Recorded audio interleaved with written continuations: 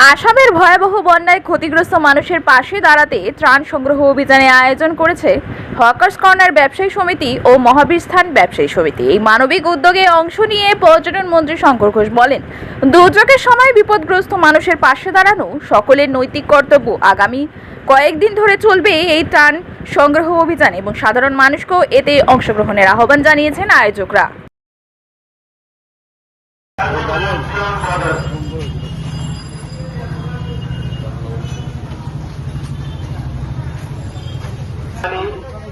এবং যোগাযোগ ব্যবস্থা একদম বিচ্ছিন্ন হয়ে যায়।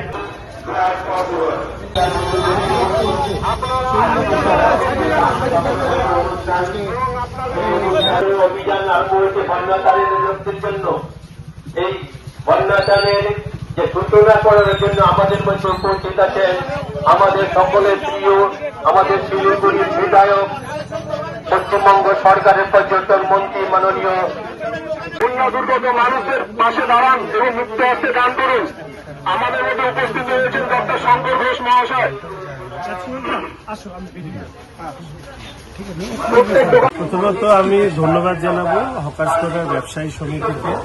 তারা নিজ উদ্যোগে আমাকে অনুরোধ করে যে আমরা এরকম বন্যা ত্রাণ কালেকশন শুরু করব এবং আসামে এই সময়কালের যে ভয়াবহ বন্যায় ক্ষতিগ্রস্ত মানুষ এবং সব থেকে আরও বিষয় হচ্ছে যে নর্থ ইস্টের আরও বেশ কিছু জায়গা এবারের বন্যায় ভয়ঙ্করভাবে ক্ষতিগ্রস্ত হয়েছে।